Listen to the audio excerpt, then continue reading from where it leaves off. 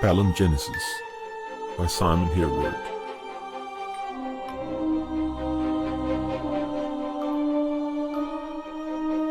Book 2, Darkening Tide.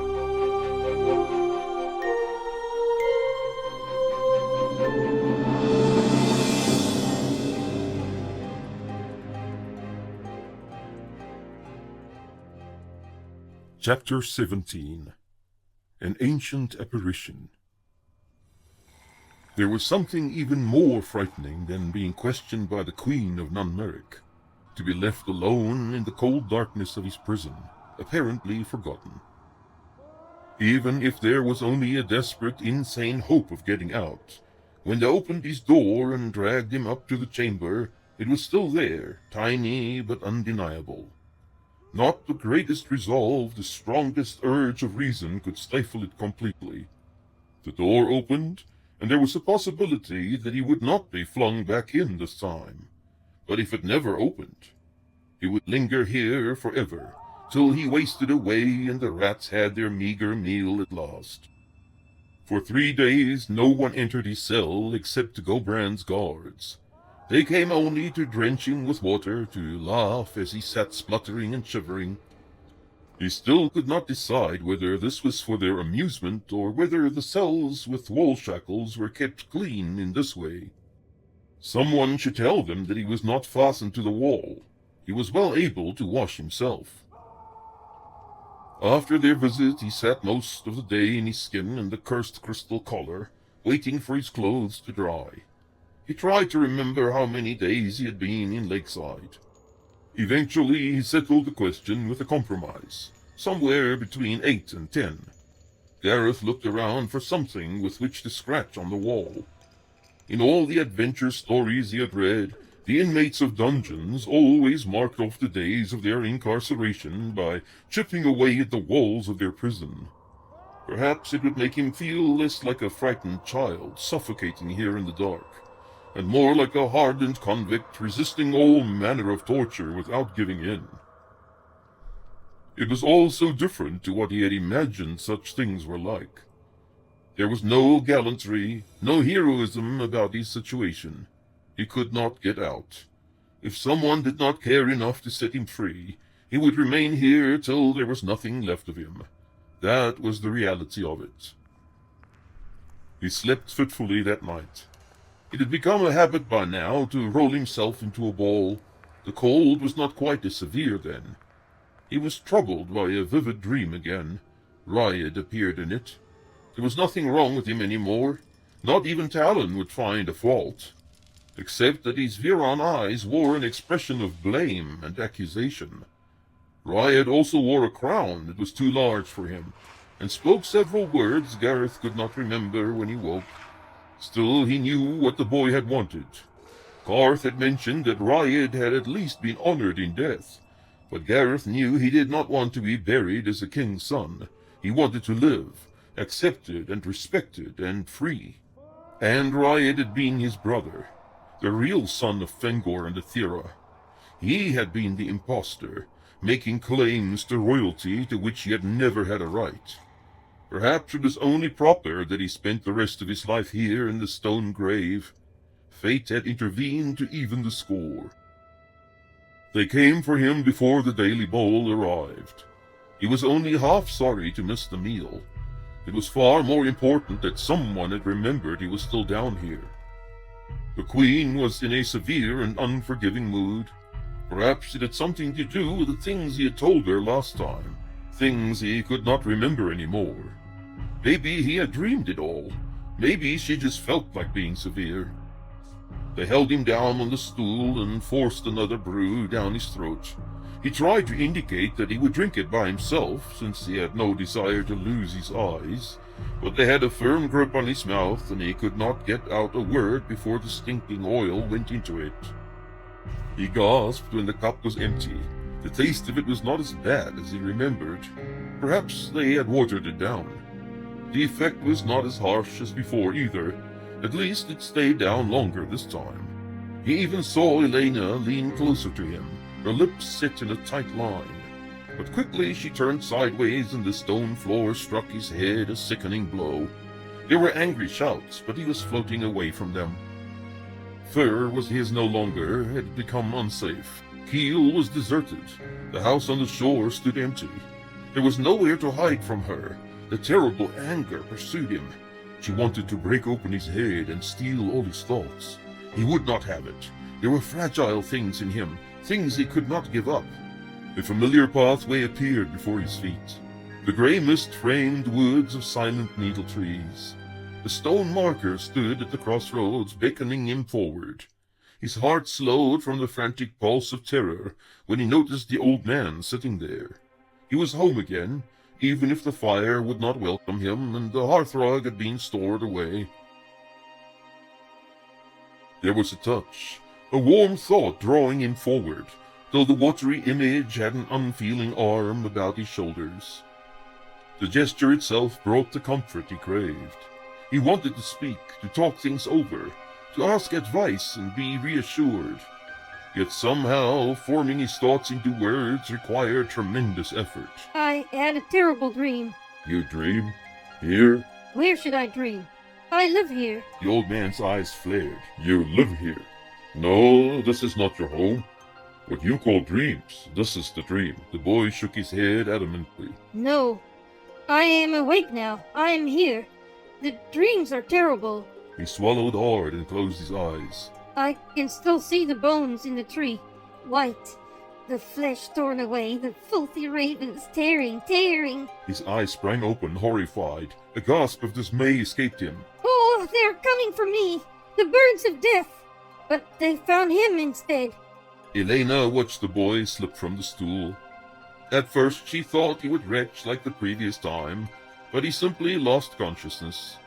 Angrily she waved the rushing guards away. Leave him there. Don't touch him. She would take control now. He would not get away from her.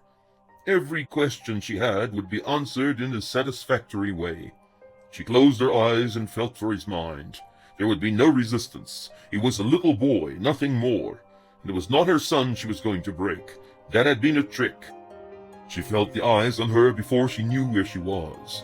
The mood she was in would not allow her to turn back. How she hated these confrontations. She had nothing to say. Her begging had been done a long time before. Always it was the staring, the wordless conflict, the hardened misunderstanding, deliberate and unavoidable. But she was not letting go of the child, not this time. Cale met her as soon as the mist cleared. He did not rise from where he cradled the boy in his arms. He merely looked up and straight at her. It was like a physical blow. She had known he was supreme in this place he had designed with such care. Still she remained there, fuming, confrontational. The child was his disciple then, subliminally trained to find his way into the veil. Here no power she possessed could tear his thoughts away. Still she lingered till the silence of the place smoothed away the worst of her anger. Cale made no move to push her away. He sat there, motionless, regarding her steadily. What was he thinking? Did he expect her to know? At last something stirred in her. Perhaps it was the sight of the small Veer in the arms of his father. Here she was a bystander, an aggressor, who had pursued him to this place. He had fled from her in fear. She who ought to have been the person he trusted. How the fates had twisted her to such a place. Where had she made a choice since coming to Myrle to stand here like this? Cale had always been the enemy. Long before she had any idea who he was, who she was, suggestions had been made, and she had followed the direction indicated by another. In the councils, knowing looks passed between the backs of others, quick exchanges and confidences, binding her to Malik, the enigmatic, ever-civil, ever-wise companion. And he had shown her things that were so. The ambition of this man, his pride, his folly, his ignorance. She had seen it and understood. Soon she was convinced. Cale would drive all 9 of them to do his bidding. He would not be satisfied unless he had complete control. This had been proved beyond doubt when he stole the throne of Viron, put aside the king with violence and fortified the place against his allies. What could the boy want with such a creature? Cale would make things right. Did the foolish child really believe that? Was there a way to atone for the crimes of his journey in this world? Was there a way to correct the wrong that had brought them here in the first place? Elena sat staring at the prostrate form of the child on the floor. The veil once more had receded to a distant memory. Nothing was ever solved when it came to Cale. The gap was unbreachable. She sighed heavily and motioned to Immels to take the boy back to his cell. "You have been here too long. You should go back." I cannot. It is cold there, and it hurts. The last word came with a gasp. I am never going back. The boy drew his knees up to his chest and lowered his head onto his arms. How long he remained thus he could not say, for he floated in and out of hazy thoughts. When he looked up again, the old man was gone.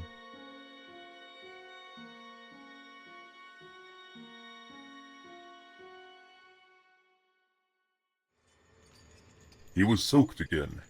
But he had been soaked yesterday. How could it be that he was soaked again? Unless it was still yesterday. Gareth looked towards the door accusingly. There was no bowl. Had he fallen asleep? No, his clothes had been dry. There was an oily taste in his mouth, and he had a throbbing headache. He remembered. Gingerly, he reached up and touched his left temple. It was bruised and sensitive. Perhaps his skull was cracked. He felt like laughing, but groaned instead. The queen really wanted to open up his head. It was only his shirt that was wet. They had probably splashed him with water to wake him up. The guards must be tired of carrying him all the way down here. He brought up an arm and sucked on the wet sleeve to get the taste of oil out of his mouth. His throat was sore when he swallowed. The brew had ended up on the chamber floor again. He sat up slowly. His body was stiff with cold. He propped his back against the wall and brought up his knees to rest his chin on them. Wherever he touched the stone floor, the seat of his hose, his feet, the cold seeped in. Gareth crossed his legs in an effort to get his feet warm. He spoke his frustration out loud. But why did they take my boots? Don't they have any? He thought of the oversized keeper. It won't even fit. They had taken other things. His leather girdle was gone, his cloak, his surcoat, and the wrist bracers, his doublet. A little voice seemed to speak in his thoughts, unbidden. Your freedom, your hope, your purpose. A strange sensation of being watched stole over him. Gareth looked up at the wall opposite. In the dim light he could clearly see a man's face poking through it, staring directly at him. He started, despite having decided already that it was a figment of his imagination. The figure stepped out of the stone wall and advanced carefully and noiselessly. It was an elderly man, ragged and dirty, his silver hair wild and unkempt. Gareth had never seen him before. He spoke out loud again, half in an effort to reassure himself. Now I'm seeing phantoms. I am losing my mind. He remembered Gwir, the chamberlain in the old Belruth castle. The kind man had taken his part in many a quarrel with his tutors or the guard. Once Gareth had sat down on the steps outside the main kitchen, sighing heavily. He had only 6 cycles at a time. The dreams had increased in number and intensity, and there was no mother or father to comfort him. The old man had sat down next to him, sighing even more heavily. Coaxing the details out of what troubled him from the boy, he had dispensed good advice. If one could make them seem ludicrous, apparitions lost their ability to frighten. He looked at the scarecrow again and forced a smile. Oh dear, sir, your nose. It is too long. I just thought to point it out to you, but I'm sure you know it already, since you probably trip over it when you get up in the morning. I also have to declare, though it pains me greatly, that you have the hairstyle of a scarecrow. He bowed his head mockingly, then pointed. Is that a spider web? My, you certainly know about the latest style. And those holes in the old sack you wear for a doublet are the ventilation, I suppose. The man actually seemed to be offended. He took a step closer and squatted down on his haunches. He reached up a hand to touch his nose, apparently waiting for the boy to stop laughing. Gareth moved his head to the side and raised his eyebrows mockingly, ignoring the sudden flash of pain in his neck. The figure leaned forward till his face was less than 2 feet away. Gareth had the impression he was going to say something. The voice was not gruff as he had imagined it would be. It was rather cultured and refined. You are impertinent for such a little fellow, especially when they've put you in a hole like this one. And you are impertinent for an apparition. Apparition? The figure was actually getting angry with him. I'll show you about apparition. Leaning forward quickly, the man pinched him on the knee, hard. Hey, Gareth was astonished. you are real. Of course I'm real. The only question here is whether you are real. He pinched Gareth again, even harder this time. Oh, stop it. You feel real, and you sound real. It could be that I am in luck. He switched over to the Nurian dialect. There are no more people here who speak my language. Gareth was pleasantly surprised. You speak Nurian. What is that? You speak Viron. Of course. Don't you? Gareth shrugged in exasperation. He had other things to find out. How did you get through the wall? A wild chuckling ensued as if Gareth had told him the greatest jest. The boy was left with a strong impression that, even if the phantom was real, he could not be quite sane. Oh, I love the old language, I do. He winked at the boy. I have been here long enough now to know where the holes are. He glanced about him at the walls and the ceiling. I have not been up here in a while. I thought there would be something interesting today. Something new. His eyes glinted. I have waited for you for a very, very long time, Gareth. And now that you have come, you are just a rude little boy. I do not know what to make of it. Should I be happy or relieved? Should I despair and pull out my hair? He gnashed his teeth and rolled his eyes. The boy had not missed the unfamiliar appellation. This was a strange old man indeed. You know me. The man narrowed his eyes and pointed a finger. You have traveled a long way to get to this sorry place, Gareth. What? Why do you call me that? Because it's your name, isn't it? There was no way to reply, for the figure broke into wild humming and turned away as if to inspect the cell. Gareth gaped at him. When had he found it out? Was it that little touch just now when he was thinking of things he had lost? The man swung round suddenly. What kind of name is that anyway? It sounds like a town or a castle. My name is Gareth. The boy said in exasperation. Is it now? The old fellow waved a finger at him. I approve of it.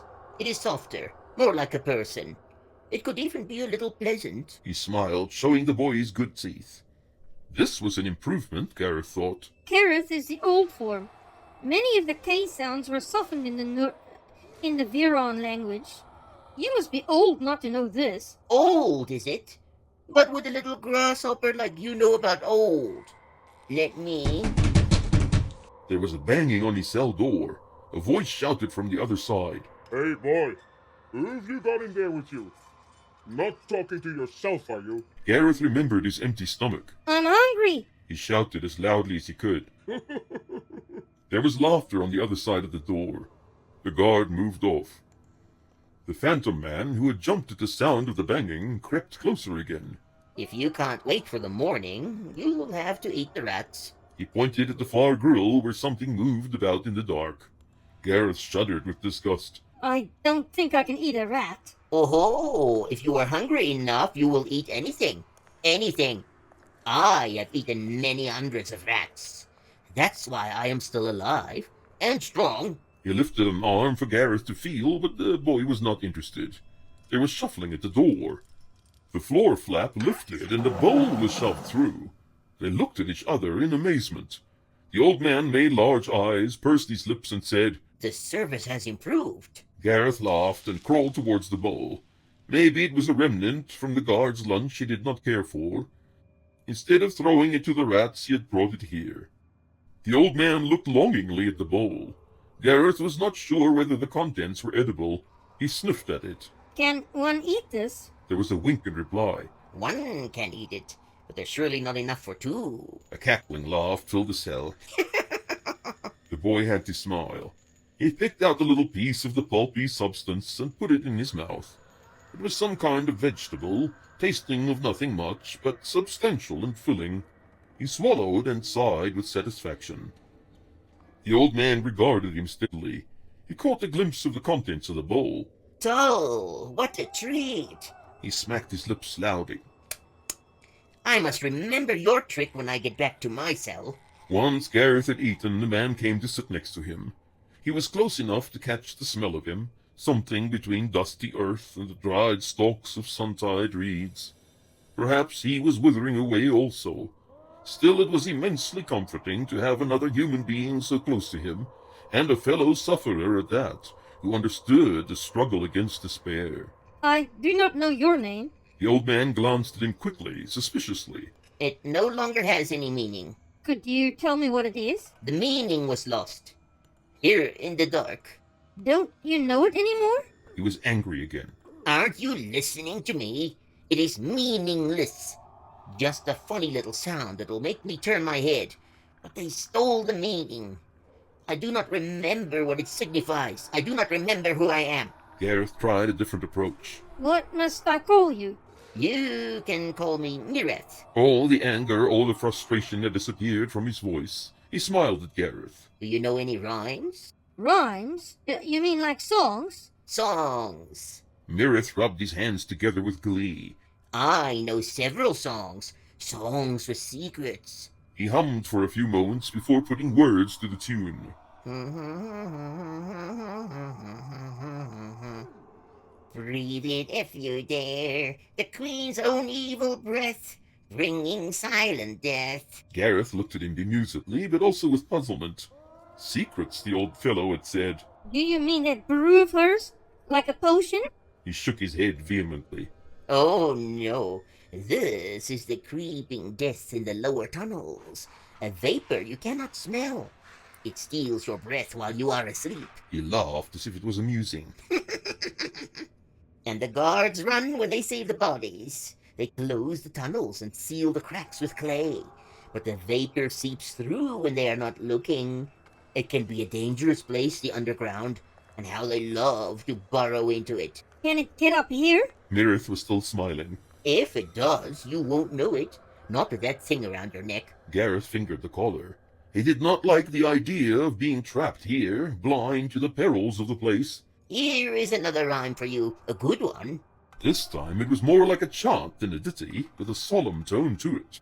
It's that change of season, humorous ebb and flow, robbing one of reason, stealing all you know. Down and down you tumble, till the air is thick and dark. In the bowels of Myro rumble, vapors waiting for a spark. Strangely, the little song reminded Gareth of his first arrival in Lakeside, specifically of the rhythmic thumping of a heavy body against cage bars. Also the impression he had of descending into the bowels of Myro. But Mireth was not entirely right about the collar. Even though it was a constant source of discomfort, Gareth could not help sensing the oddness of the air down in the dungeons, perhaps not in his immediate vicinity, but there was a pressing of potentials, an urge to burn with the brilliance of the sun. By far the greater part of the tunnels has been closed, but the vapors get through anyhow. He winked again knowingly. It crawls into every corner, the burning damp from the rotting marshland. They fear it, but not nearly as they ought to. He looked oddly at the boy's comprehending face. You feel it? Gareth nodded. Miles and miles of the underground realm about him were saturated with uncontrollable energies. All it needed was a spark in the right place.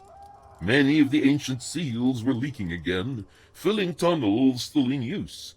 The call of the vapor was tremendous, an invitation to ignite and burn most fiercely. If he could press beyond the grip of the collar, the subterranean stronghold of Nunmerik would perish in a massive ball of fire.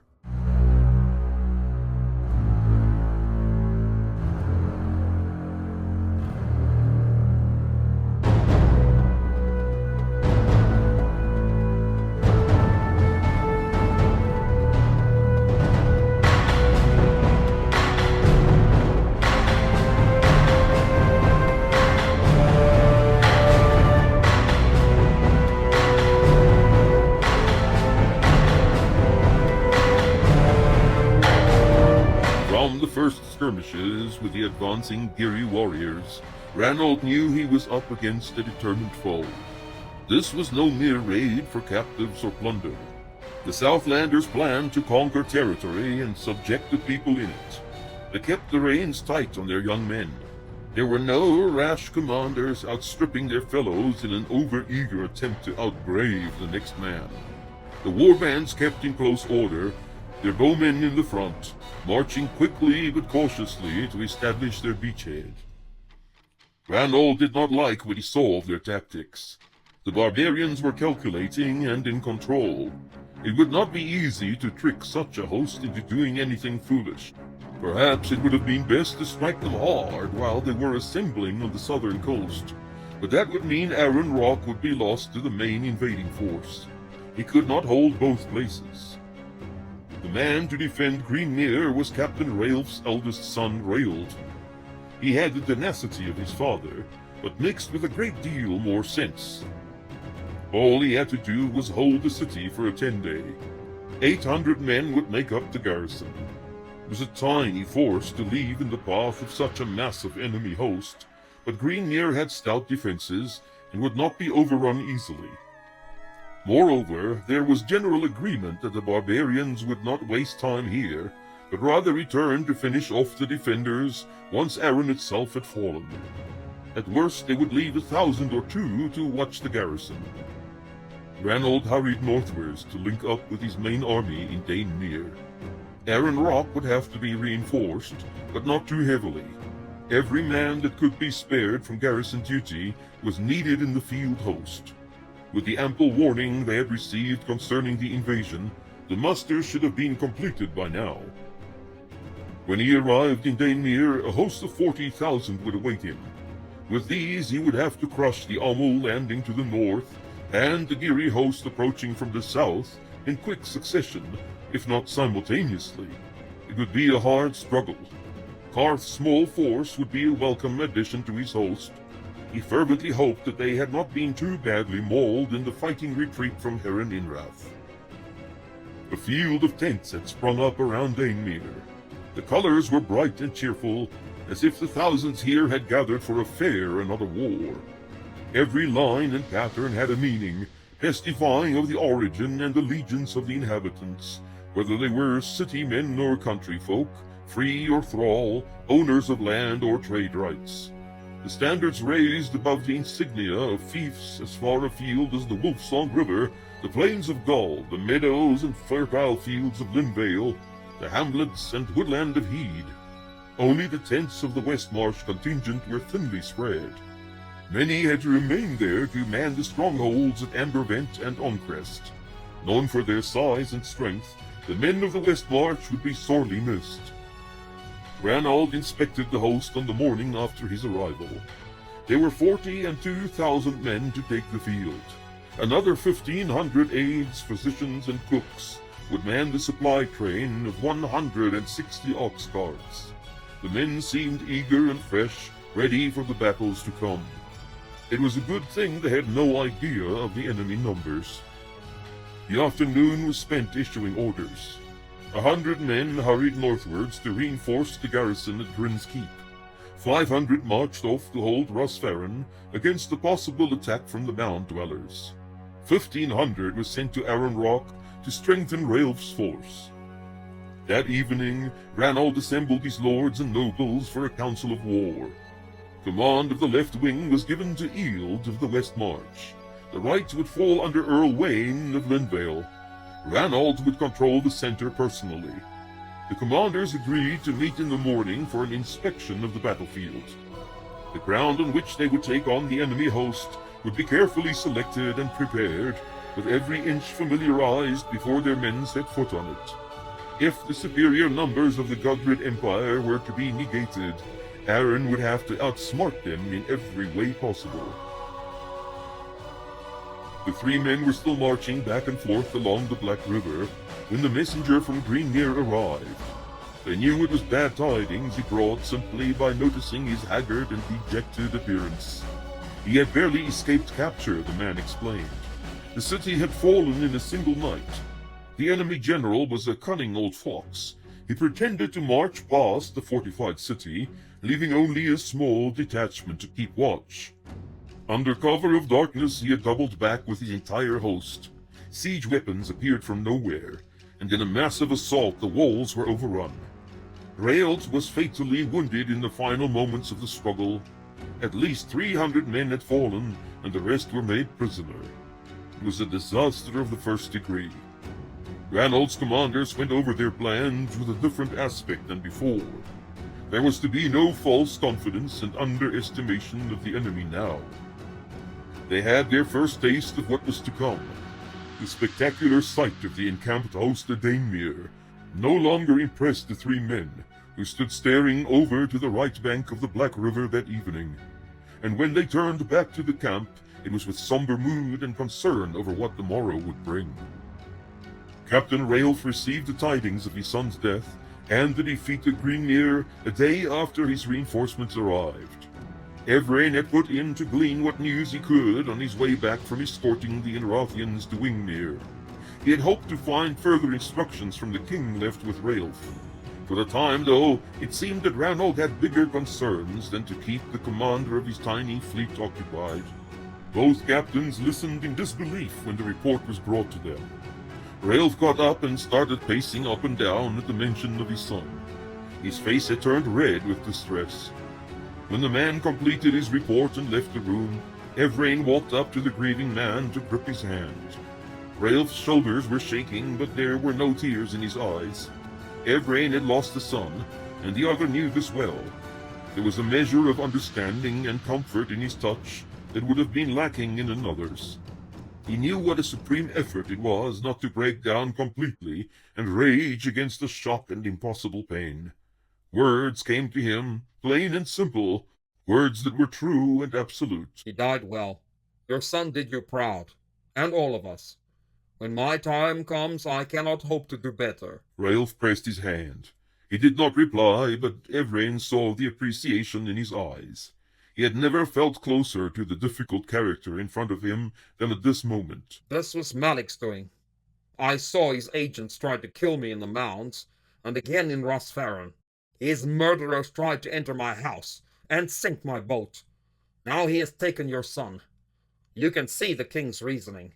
This fiend is an evil that must be stopped. Raelf did not reply for a while. He walked over to a window overlooking the sea and stared out of it. The shuddering in his body ceased. Evrain moved towards the door. Grief needed time and solitude.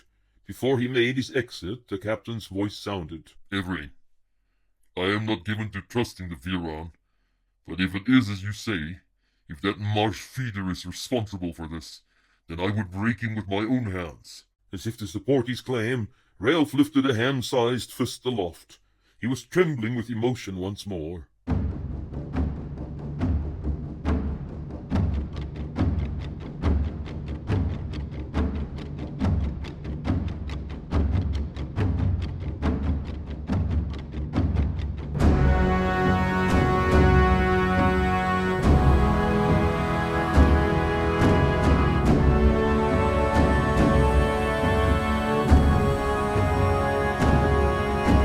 In the morning, Captain Raelf led his men against the Almos still lurking in Arran town.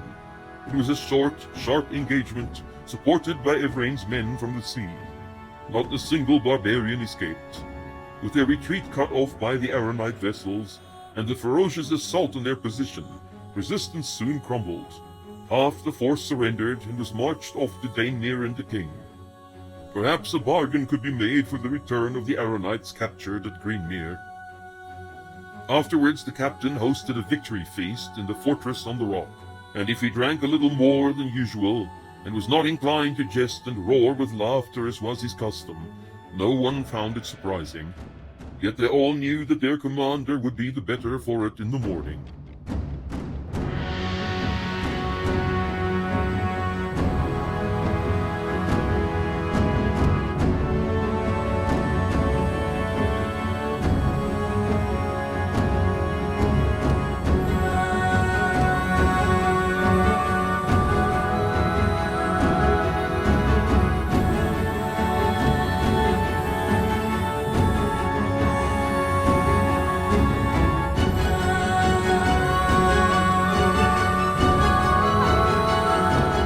Asar also had no clear idea of what course of action would be most appropriate for them.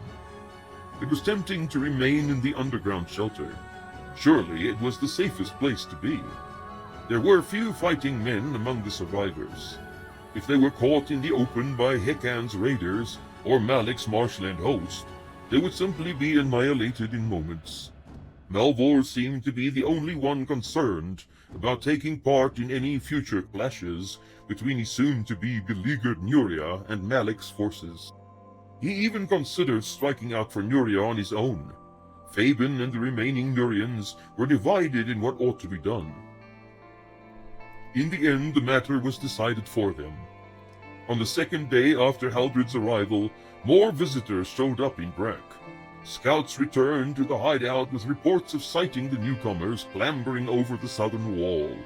They were soldiers, apparently of marshland origin. The gate was finally opened from the inside, and about 20 men entered the dead city. Malvor guessed that the report would be sent back to whoever owned them, and the rest would probably search the vacant houses for valuables. If they remained quietly within their underground lair, the group would almost certainly not be discovered. If there had been a time to flee before the approaching southern forces, it was now past. The main host would not be far behind the scouts already in the city. The refugees spent a tense day in their chamber. Every cough was stifled, all conversation low, even though there was little chance of their being heard above ground. Malvor and his men had concealed the outer escape once more. There would be no trips to the surface for at least 2 days. Haldred inquired from him that afternoon about her father's whereabouts. She was concerned that he was still in Amorous, right in the path of the swarm. Malvor confirmed that he had sent warning to the former king. If his message had been believed, there had been opportunity enough for Tregoran to prepare, even to attempt an escape towards the east. He had no idea what status the old king enjoyed in Ligurium at present. It could well be that he had been in a state of semi-incarceration when the message reached him. Haldred considered this carefully. She had seen what the swarm was capable of. Would there be a single survivor in Amorous? How would her father prepare for the arrival of such a scourge? Was he even at liberty to find a hiding place? It was maddening not to know. Towards the evening, she regretted her decision to stay in Brak. One's own safety meant little if those one cared for were still in mortal peril. After nightfall, Malvor became aware of a change inside the shelter. Instead of growing increasingly chilly, the place was relatively warm, and the inmates did not huddle under blankets or coats as was their habit of late. Soon he noticed the smell of burning and sniffed about the place till he found smoke seeping into the tunnel leading to Asar's collapsed house. He stared at it with growing concern. What was happening above ground? He fetched Fabian and Asar. They were as worried as he. The heat was noticeable now, and the smoke was pouring in. Asar spoke their suspicions. Have they set fire to the city? The men looked at one another. Was it her fault? Asked Malvor. It might, but that may not be our primary concern. With this smoke, Asar waved his hand. the people could suffocate, or they would be baked alive in this little earthen oven. We have to get out. Malvor had the whole assembly wait at the exit till all the supplies they could carry had been secured. He had his men inspect each individual to make sure they did not take unnecessary items or a pack that was too heavy. If they were to stay ahead of the advance, they would have to give up the comforts and travel light.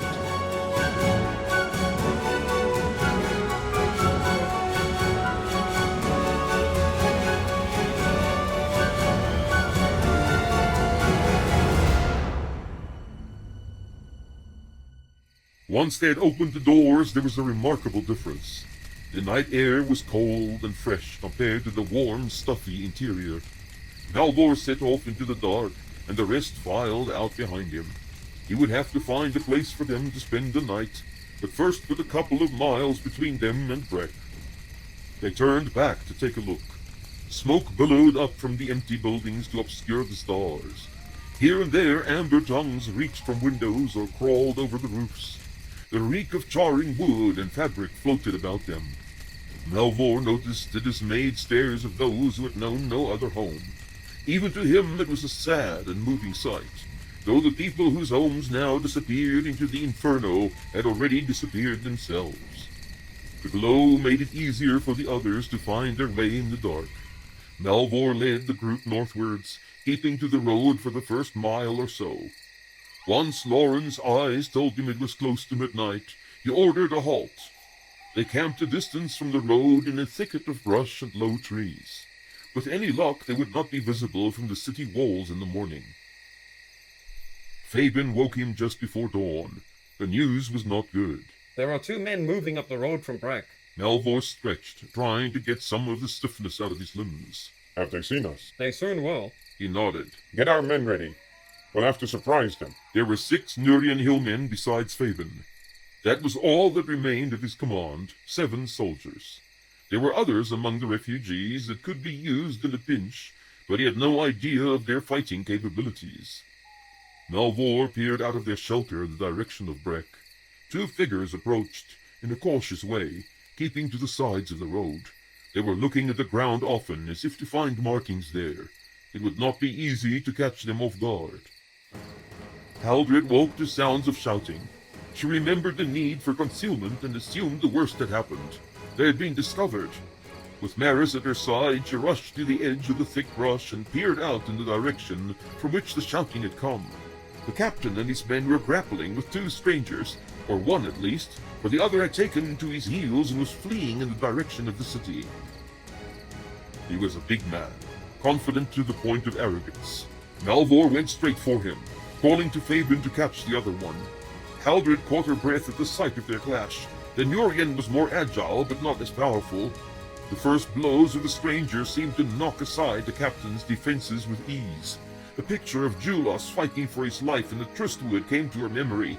But Malvor was feinting, luring his opponent to overextend. Shortly he found a gap and passed his blade through the other's body. Fabian and the men had been less successful. The fellow they chased proved to be fleet of foot. His shouts were answered from the wall before they could get a hold of him. Men brought up bows and aimed them at the Nurians. The arrows fell short, but warned them against further pursuit. Fabian brought the men back quickly. They would have to make their escape or face an attack soon.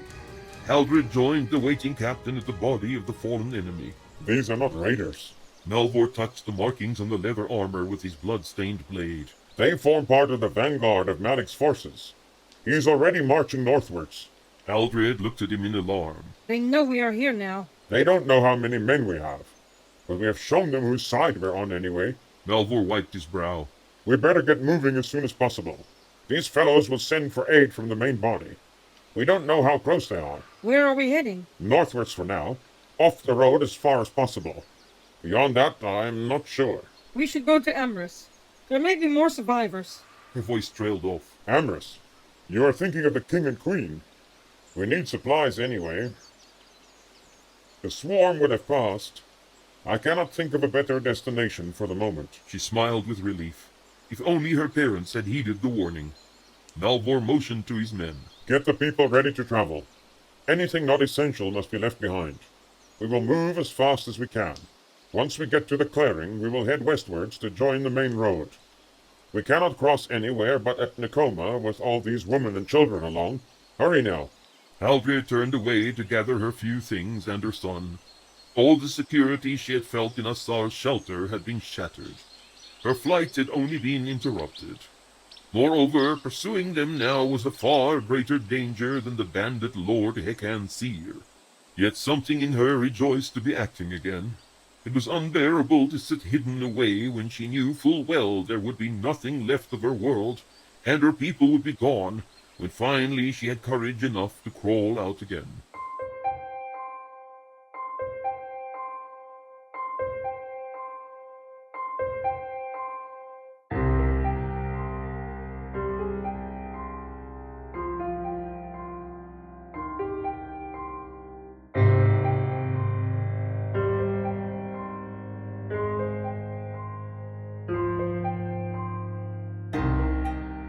Elena was ignoring him, or she had no further use for him. The latter thought was disturbing. Of course he did not want her to find out the little he knew, but perhaps he should give her something of value. If she believed him worthless or her methods ineffective, he would be handed over to emus. What would the big tour do to him? He already wanted to pry out his eyes. What would prevent him then from committing all sorts of atrocities? Perhaps she was only angry.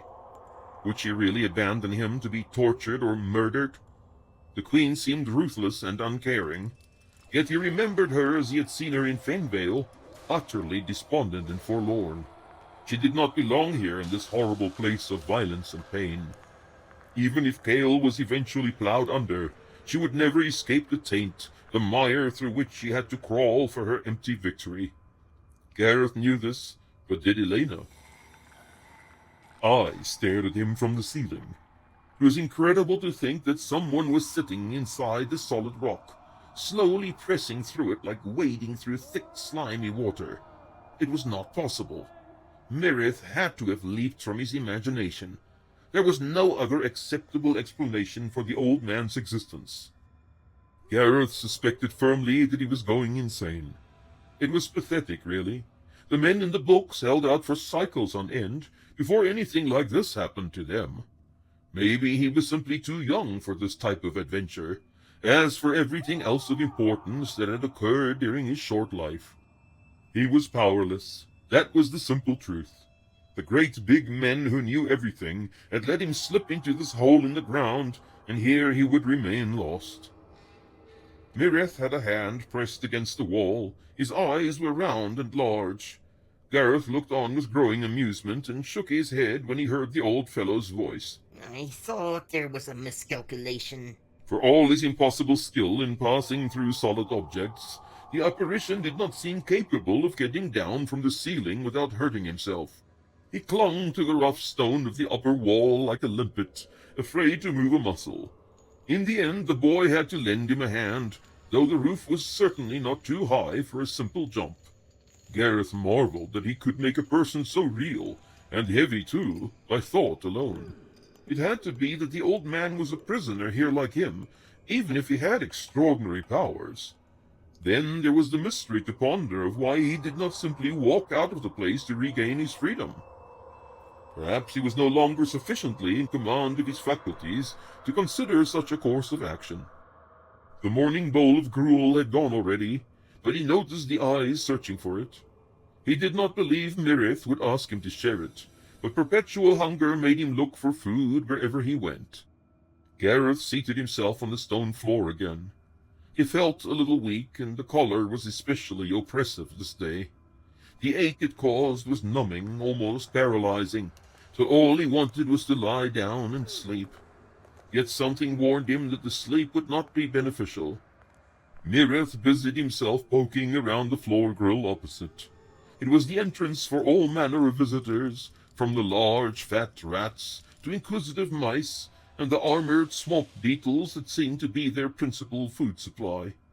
Gareth did not like the thought of all these crawling things in his cell while he was sleeping, but there was little he could do to prevent them from entering. Presently there was a loud squeal of fear from the darkness beyond the grill, and Mirith retrieved a huge rat, dragging it out by the tail. He chuckled to himself. Here we have the king of them all. I should ransom him for 20 others, instead of munching him right away. Gareth was a little shocked. You will not cook him first? Mirith looked at him strangely. Could you oblige me with a cooking fire? The boy touched the collar. Not with this, no. The old man smiled philosophically and brought the squirming animal's head down hard on the floor. It seemed to expire instantly. He placed it in his pocket, explaining, I know you don't care for them. Gareth grimaced in reply. He thought it best to speak of other things. How is it that you stay here when you can pass through the walls? I stay because there is nowhere to go. He rolled his eyes in a peculiar way. I cannot remember other places. I cannot go somewhere like this if I have no memory of it. Then you've been in this cell before? He smiled a little proudly. My first cell. There have been many others, but this is the one where they put you if they intend to work on you a bit. It's close, you see. Gareth sighed. You are lost in here then, like me. Mirith's face grew serious. You are not lost. You are losing your reason. Once that happens, you cannot find your way back. Nothing you look at is real. Nothing makes sense. And the things you do see are meaningless. How do you get back? You cannot. You have to hope that someone finds you. If someone is looking. The old man inclined his head, turning large, watery eyes to Gareth. If someone is looking, and of sufficient strength. For a few moments they sat in silence. Gareth knew that if he had the old man's abilities, he would not wait to be rescued. But how do you pass through it? He slapped his hand down on the stone floor. Mireth winked conspiratorially. You look for a thimble, What? or a crack in the wall, or the small white skull of a marsh rat. Anything you know is there, even if you can't see it. Then you work hard till you can touch it or smell it, and there you are. He cackled hoarsely. Where? The old man did not seem to hear. He sat mesmerized, unmoving. Gareth tugged at his rotten sleeve. Where? Eh? He pushed his face close to the boy's, his eyes bulging. Where you wanted to be, of course. He grinned widely, as if he had just imparted the secret of a lifetime. Now then, you won't happen to have any food about the place, would you? Gareth lowered his head. Don't talk about food. Mireth leaped to his feet as if struck.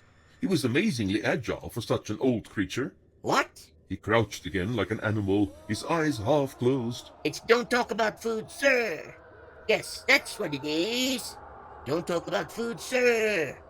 You are a child, and I used to be important. Besides, I have many times your cycles. He drew his mouth into a pout and turned up his nose.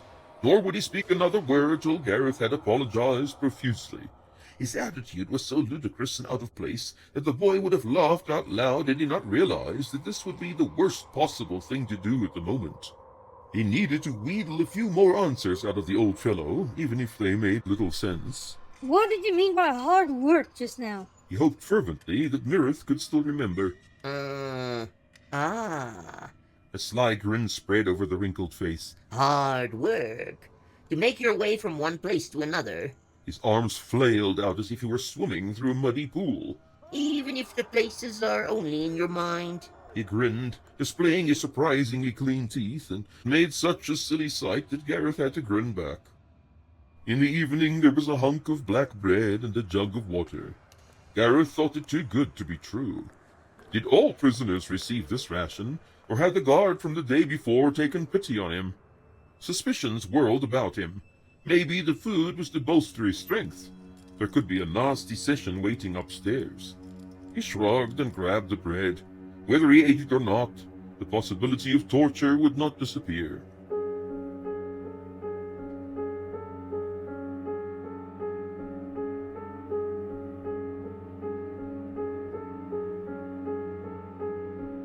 He woke in the night, gasping for breath. Gareth reached up to touch the strangeness of the collar. It was suffocating him. Pulling at it only caused the sharp pain in his shoulders and neck to multiply. He rolled over and got up on all fours, lowering his head between his arms. Breathing came a little easier now. Slowly, the pressing panic receded. He slumped down again, feeling exhausted. This thing was killing him. The chill of its poisonous touch was seeping into his body and his mind. There was something the matter also with his sight. A dark shadow had appeared on the outer edges of his vision, so that he had to turn his head to see properly. Helpless tears started in the corners of his eyes. He blinked them away angrily. Someone would come. Karth had seen him in the Vale. The old man knew he was alive, but they would have to hurry, or this horror would strangle him to death. Why had Immuz not put one round Mireth's neck? The old one was brimming with the power of the art. Yet he wandered about free, passing through their dungeon at will. Perhaps it had something to do with his addled state of mind. He was harmless while he remained prisoner to that confused, crippled pattern of thinking. Had they done it deliberately? Had they neutralized him by destroying his memories? Once again they came before the morning meal. They handled him roughly, twisting his arm and shoving him along when he was not quick enough for their liking. Elena did not protest this time when they ripped off his ragged shirt and manacled his wrists to the high bar of the iron frame. His toes barely reached the ground, and the tension in his shoulders was an agony. She stood with her back turned while they fastened him, at once forbidding and resolute. The Queen of Toralan had no intention of faltering again. Her voice was as determined as her manner. Keep him awake this time. If he faints again, I'll hold you responsible. She started pacing round him, while he squirmed against the restraints and the surge of pain. Seeing the long scars on his sides, she halted. What are these marks on your back? Through gnashing teeth, he shouted back at her, betraying his anguish. Your bats made them.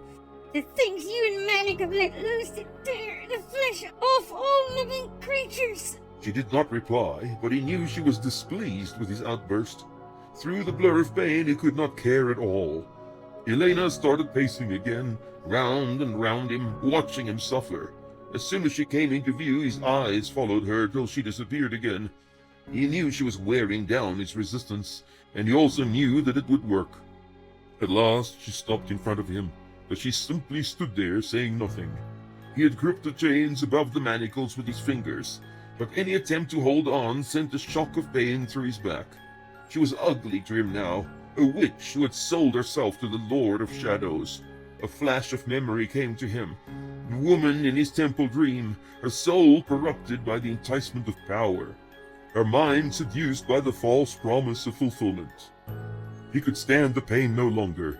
Why did she not speak to him? What do you want from me?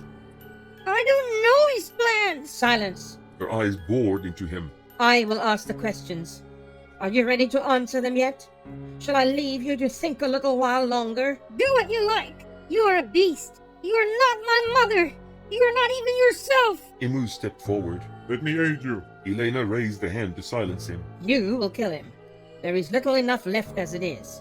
He is almost ready, speaking the truth at last. Garrett's voice was hoarse with shouting. The truth! What do you know of the truth? Everything you have is a lie. He does not love you. He never has. He was gulping for air, his chest heaving. You are his fool, his clown. He let his body dangle from the manacles, welcoming the paralyzing pain.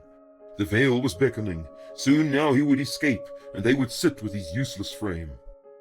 Elena was in front of him. Her face was close to his. I can destroy you so easily, child. She gripped the sides of his head, careful not to touch the murky crystal around his neck. He did not flinch. There was something of Kale in his eyes again. Elena drew back suddenly, an expression of loathing contorting her beautiful face. She struck him then, her control lost entirely. He felt the sting of it on his cheek. It did not last long, and once it had faded, there was a warmth that remained, like a glow. She had withdrawn her hands to her mouth. He could see that she regretted it now, the slap, the anger. Her ruthless shell was pierced. She turned away. Imus, release him and put him on that chair. She motioned to the one next to the table where they had spoken previously. He dropped to the floor, moaning, unable to rise. They dragged him to a chair and propped him up. He could not support himself on the stool. She was next to him. Her fingers closed on his chin and turned his head towards her. Her voice had lost some of its edge. You are not a fool. You know already that you are going to die here. And it won't be long. Her eyes fell on the collar. Even if Kale knows where you are, there is nothing he can do about it. Already his fortress is gone and his army defeated. There is no help that can reach you here. But I can have them remove this abomination. It may be too late to save your life, but you will have no more pain. A tear passed from his eye and touched her fingers. He could not reach up to wipe it away. Elena made one more effort. She could sense the breaking resolve in her prey. You think you love him and that he is worthy of your sacrifice. But there is no such thing as true devotion. Love is an illusion, an empty dream with no substance to it, a feeling between parents and children, an attraction between lovers, an obligation between friends. None of it can stand the test. It is a weakness and a curse. You were an amusement to him, a diversion. Maybe he really liked you, but now that your life is in danger, he will not lift a finger to help you. He will not exchange himself for you. The boy shook his head weakly. There were more tears now, but they went unnoticed. Too many doubts were wreaking havoc in his mind, and he had no defense against them. Rune had betrayed him. Karth had sent him to Munborg. Evrain was out of reach, and the seer, for all his kindness, could not find him here. What could he tell her to stop the pain? She would take off the collar, she would take it off, and he would breathe again, just lie down and not feel the sickening ache in his shoulders. And then he knew what would save him. If he told her about the blade of Fenwith, the slayer of the dragon, and about Ruin, who was its heir, asleep but still alive. He was on the hillside with Riot. Above them the broadwings played in the suntide sky. An amber tear of glass lay on the boy's chest, the tear of Aethera, from whose arms they had torn him. The sadness of it almost choked Gareth. The shepherd boy placed a dirty hand over it, and their eyes met. A single question burned in his thoughts. What remains if you betray yourself? He could not answer the questions. He would not be able to if he lived another 100 cycles. It was only the life in him of which he was certain. A spark he had not created, a call beyond desire or need. He would remain true to its pulsation without choice or determination. Without it there was no meaning or existence. She had released him, expecting an answer. His mouth moved almost of its own accord. I love him as you do, even if he spurns me now. I belong to him like the fingers of his hand. His life is mine, and to betray him is to betray myself. Elena did not reply. At first it seemed as if she had not heard or understood him. She rose from the stool and stood looking down at him for long moments. Then she turned and walked from the room without saying a word.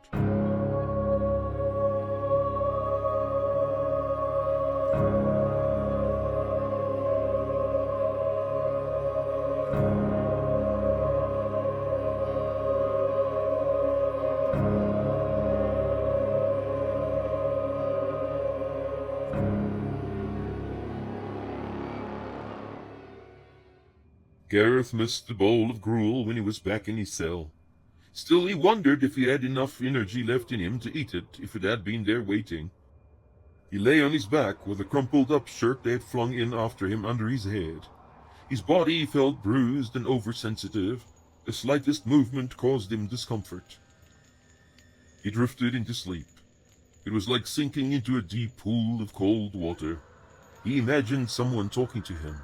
Though he could not make out what was said, the company was reassuring and gave him a measure of comfort. When he woke, Mirith was seated next to him, staring at the rings in the opposite wall. Gareth shivered. He felt a bit feverish and his joints were stiff. The old man put a rough hand on his forehead. He frowned. You are not going to die, are you? Gareth did not answer. What was he to say? Elena had already pronounced his speedy demise. Mirith did not pull away his hand and placed his other one on Gareth's shoulder. He started humming a little tune to himself. The boy felt the warmth moving from his temples into his body. The deep vibration of the man's humming was a soothing lullaby. The worst of the pain faded and he dropped off to sleep again. The bread was next to him when he woke. Mirith looked at him with a smile, slowly shaking his head. You cannot go yet. I have need of you still. Gareth straightened up. He felt a different person. He pulled on the shirt and reached hungrily for the black bread. Tearing off a piece, he dunked it in the water to soften. Mirith waited patiently till he had consumed the last morsel. Gareth drank deeply from the jug. It was good to have someone with him. Things did not seem quite so bad. Even if you are not real, I'm glad you're here with me. Mirith ignored the comment. He was considering other, more important matters. I am looking for a word. He jabbed a finger into Gareth's chest. And you must give it to me. The boy looked at him bemusedly. A word? But there are thousands of words. Don't guess it. Give it. Mirith sounded like one of his tutors. A little boy like you cannot possibly know thousands of words anyway. He cackled as if at an incomparable jest. But which one? Now you want me to give it to you, when I already made it clear it is the other way round. I thought at first that you had a measure of intelligence. He glared down at the boy as at a rotting root or vegetable. The finger prodded Gareth in the ribs again, and he made a face. Such a pity. The boy sat back with a sigh. The rest and food had done him the world of good. His thoughts seemed clear again, and the pain had receded to a dull ache. He regarded the old man. Was it a simple game, or was there a deeper purpose here he could not see? What did he desire? What would he want most? What both of them wanted? Freedom. This word you want, it's freedom. Nothing happened. The old man frowned at him. The corners of his mouth turned down, and he wrinkled his nose as if smelling something terrible. Do you think me insane? Freedom? That is a word with no substance, no value, no dignity. He clenched one of his fists and punched the air at the last word. No one even knows what it means, for they have no idea what captivity is. Gareth shrugged. This was a riddle that would need some time and certainly more clues if he was to find its solution. Gareth waited as if he expected another attempt. When it was clear there would be no more forthcoming, he cleared his throat impatiently. They stole it from me. He leaned forward and tapped his forehead so hard, Gareth thought he was trying to do himself an injury. An important memory, but I will have it back if you give it to me.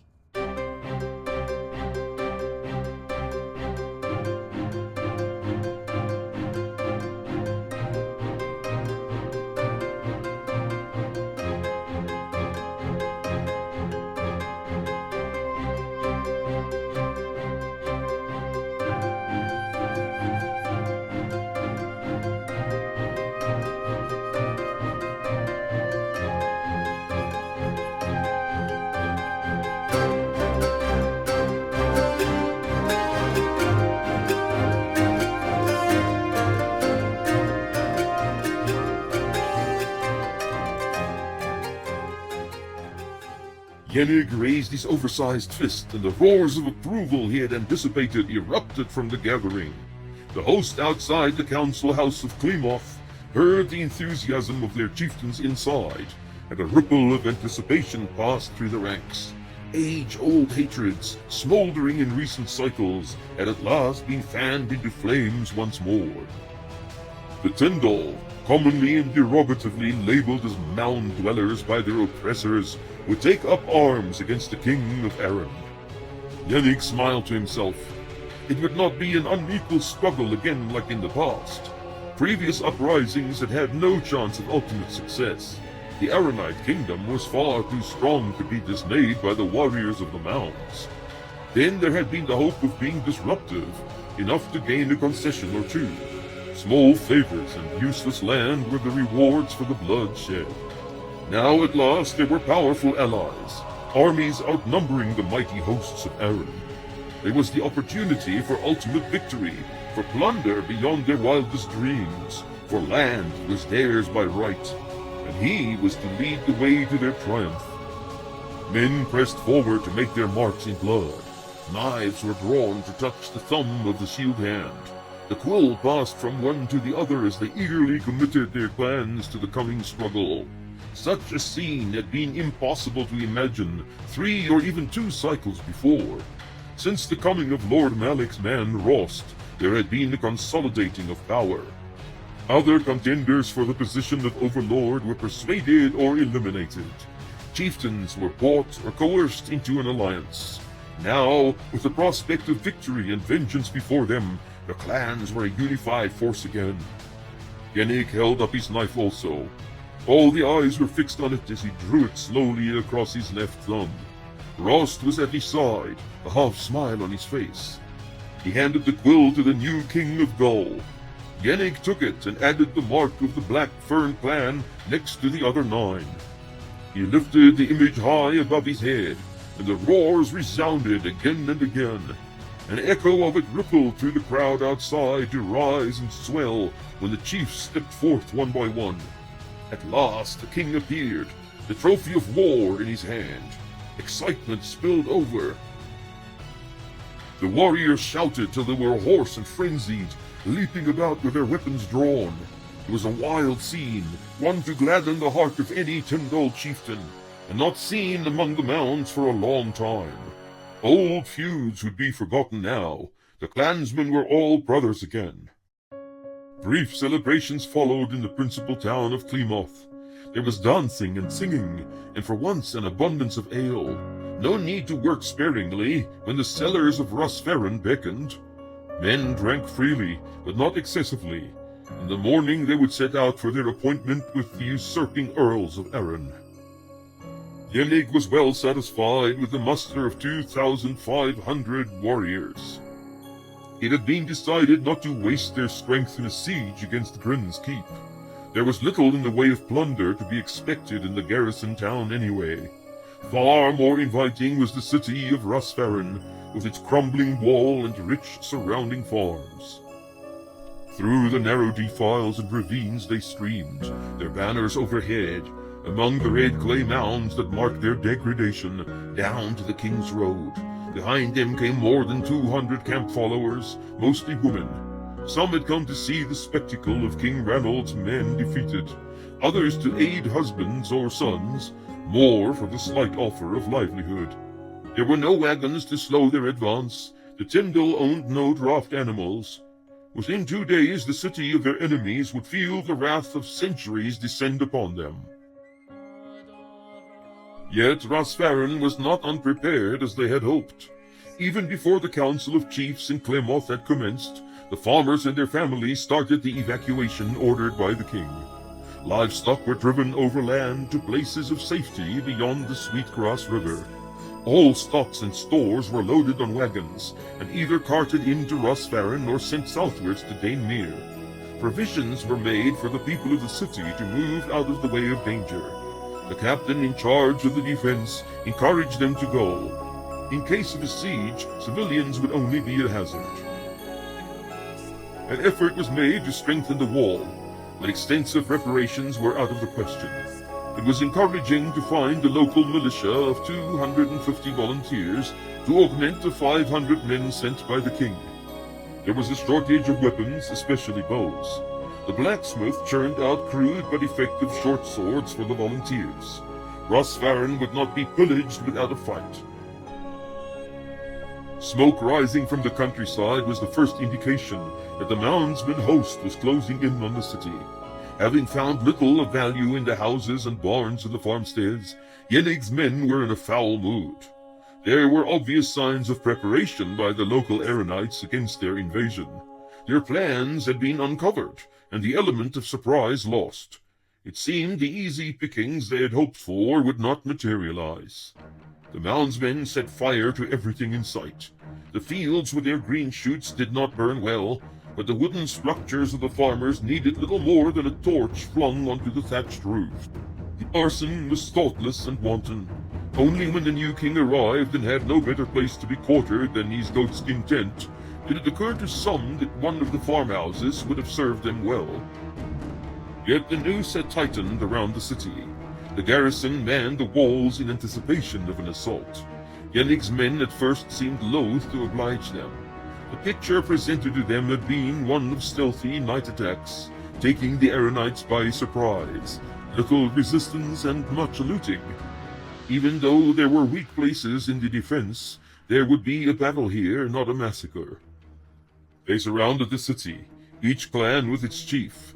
Wagers were placed, dares made, and the inevitable boasting commenced.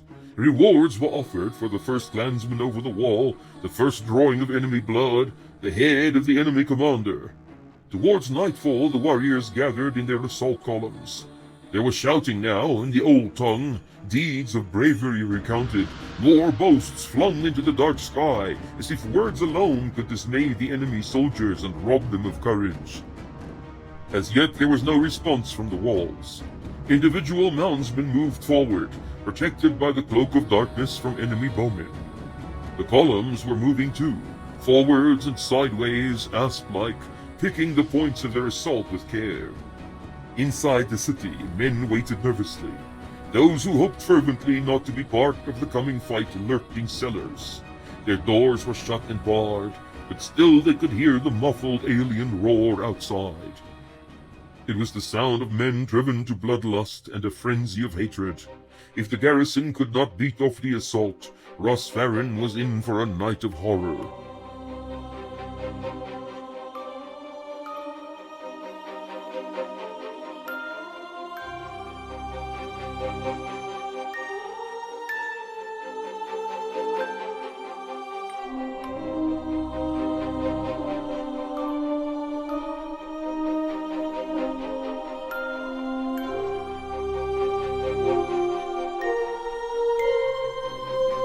you.